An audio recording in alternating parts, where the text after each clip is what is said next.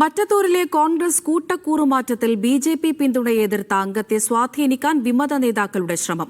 പഞ്ചായത്ത് അംഗം അക്ഷയ് സന്തോഷിനെ ടി.എം. ചന്ദ്രൻ സ്വാധീനിക്കാൻ ശ്രമിക്കുന്ന ശബ്ദരേഖ മീഡിയാവണിന് ലഭിച്ചു. കൂടെ നിൽക്കണമെന്നും ബി.ജെ.പിയുമായി ബന്ധമില്ലെന്ന് മാധ്യമങ്ങളോട് പറയണമെന്നുമുള്ള ചന്ദ്രന്റെ ആവശ്യം അക്ഷയ് തള്ളുന്ന ശബ്ദരേഖയാണ് പുറത്തുവന്നത്. മറ്റത്തൂരിൽ വർഗീയ കക്ഷികളുമായി യാതൊരു സഖ്യവും ഉണ്ടാകില്ല എന്ന് കെ.സി. വേണുഗോപാൽ എം.പി. പറഞ്ഞു.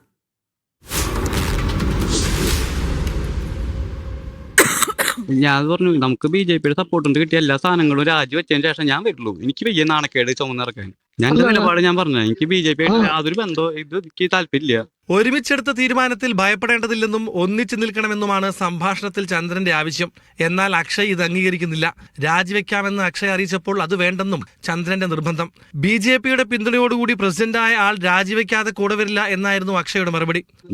ബാക്കിയുള്ള 8 മെമ്പർമാരും നിന്റെ കൂടെ ഇല്ലേ? ബാക്കിയുള്ള 8 മെമ്പർമാരുടെ കാര്യമല്ല നോക്കണം, ഞാൻ എന്റെ കാര്യം നോക്കുന്നു.